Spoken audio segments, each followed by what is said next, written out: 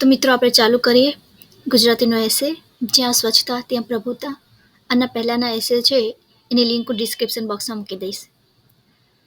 સ્વચ્છ શરીર, સ્વચ્છ મન, સ્વચ્છ ઘર, સ્વચ્છ આંગણું, સ્વચ્છ ફળિયું, સ્વચ્છ ગામ, સ્વચ્છ શહેર, સ્વચ્છ દેશ, સ્વચ્છ હવા ને સ્વચ્છ આકાશ હોય તો જીવવાની કેવી મજા આવે. પૃથ્વી પર જાણે સ્વર્ગ ઉતરી આવ્યું હોય. આપણા જીવનમાં સ્વચ્છતાનું ઘણું મહત્ત્વ છે. જ્યાં સ્વચ્છતા ત્યાં સુંદરતા, જ્યાં સ્વચ્છતા ત્યાં પવિત્રતા, જ્યાં સ્વચ્છતા ત્યાં દિવ્યતા, જ્યાં સ્વચ્છતા ત્યાં તંદુરસ્તી. આ સૂત્રો આપણે જીવનમાં વણી લેવા જોઈએ. ગાંધીજીએ તો આગળ વધીને જ્યાં સ્વચ્છતા ત્યાં પ્રભુતા એવું સૂત્ર આપ્યું છે. ગંદકી આપણા દેશનો રાષ્ટ્રીય રોગ છે. શહેરોમાં અને ખાસ કરીને ગામડામાં બધે જ ગંદકી જોવા મળે છે. લોકોના ઘરના આંગણા જ ઉકરડા બની ગયા છે. ખુલ્લામાં કુદરતી હાજતે જાય છે, તેથી ત્યાં માખી મચ્છરનો ઉપદ્રવ થાય છે. ગમે ત્યાં થૂકે, પાનની પિચકારીઓ મારે છે, પરિણામે ગંદકીમાં વધારો થાય છે. ગામમાં લોકો અનેક રોગના ભોગ બને છે. શહેરોની ચાલીઓ અને ઝૂંપડપટ્ટીઓમાં પણ ઘણી ગંદકી જોવા મળે છે. કચરાના ઢગલા હોય છે, પરિણામે લોકોના સ્વાસ્થ્ય પર ખાસ કરીને બાળકો પર એની માઠી અસર થાય છે. અનેક પ્રકારના રોગથી પીડાય છે. ગંદકી એ માંદગીની આમંત્રણ પત્રિકા છે. સ્વચ્છતા રાખવાથી વાતાવરણ પવિત્ર રહે છે, મન આનંદિત રહે છે, રોગચાળો અંકુશમાં રહે છે. લોકોમાં સ્વચ્છતા અંગે જાગૃતિ કેળવવાના પ્રયત્નો કરવા જોઈએ. વર્તમાનપત્ર, રેડિયો, ટીવી જેવા પ્રસાર માધ્યમો દ્વારા સતત સ્વચ્છતાનું અભિયાન ચલાવવું જોઈએ. નઈ તાલીમ સફાઈ સે શુरू હોતી હૈ. શાળાના શિક્ષણ કાર્યની શરૂઆત પણ સફાઈથી થવી જોઈએ, જેથી દરેક બાળક શાળાના સફાઈ કાર્યક્રમમાં જોડાય અને સફાઈ કામ કરવામાં નાનમ ન અનુભવે. મહિનામાં એકવાર શાળામાં સફાઈ સપ્તાહ ઉજવવું જોઈએ. વળી ગામના અને શહેરોના રસ્તાઓ, જાહેર સ્થળો વગેરેની સફાઈના કાર્યક્રમો પણ યોજાવા જોઈએ.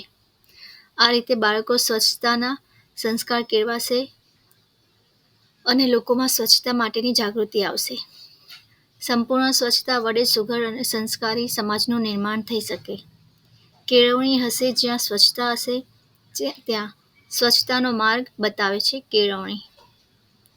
સ્વચ્છતા જાળવવાની જવાબદારી ગામડામાં પંચાયતની અને શહેરોમાં સુધરાઈની હોય છે. તેઓ પોતાની જવાબદારી નિભાવે પણ છે. અનેક કર્મચારીઓ સફાઈ જાળવવાના કામે લાગે છે. સફાઈની આ પ્રવૃત્તિમાં લોકોનો સાથ સહકાર પણ એટલો જ જરૂરી છે.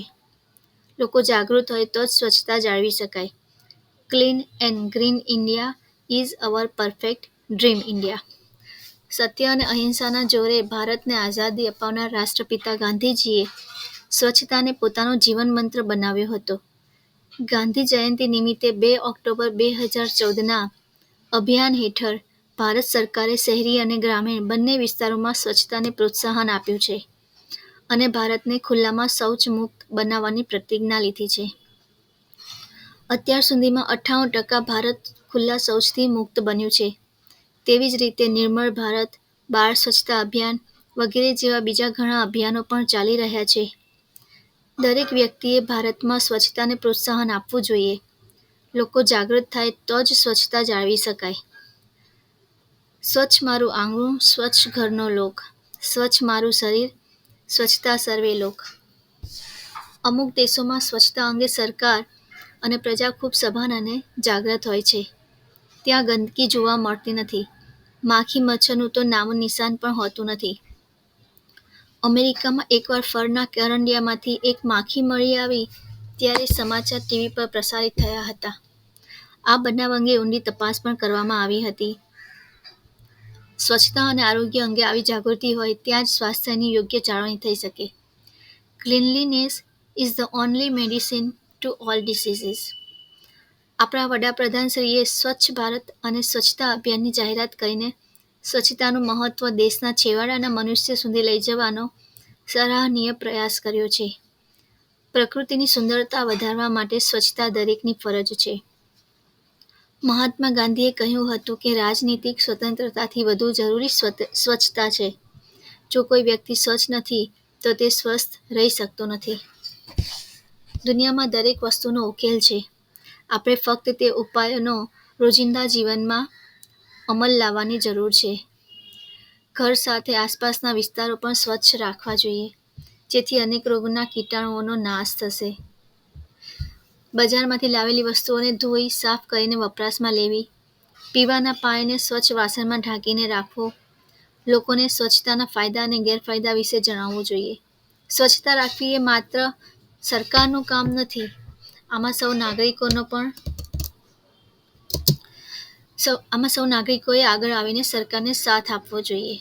તો જ આપણે દેશને સ્વચ્છ અને સ્વસ્થ બનાવી શકીશું અને તેને વિકસિત રાષ્ટ્ર બનાવવાનું સપના સાકાર કરી શકીશું. હવે અહીંયા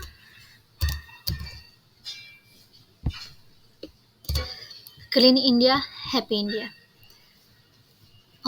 આગળના વિડીયોમાં જણાવ્યું તેમ અંડરલાઇન પેન્સિલથી કરવી, એક લાઇન ઉપર એક લાઇન નીચે છૂટવી, ડબલ ઇન્વર્ટેડ કોમા, ડાર્ક અક્ષરથી કે પેન્સિલથી પણ અલગ પડે એવું રાખવું. તો જસ્ટ એસેમાં 7 કે 8 માર્કનું હોય છે, તો એમાં 5 થી 6 માર્ક્સ તો પૂરેપૂરા મળી શકે. પ્લસ અંદર જે સેન્ટેન્સીસ લખ્યા છે બહુ યાદ ના રહે બહુ બધા, તો 5-6 તો લખવા. ઇઝી હોય છે, નાના હોય છે. તો જો વિડીયો ગમ્યો હોય તો please like, share and subscribe. Thank you.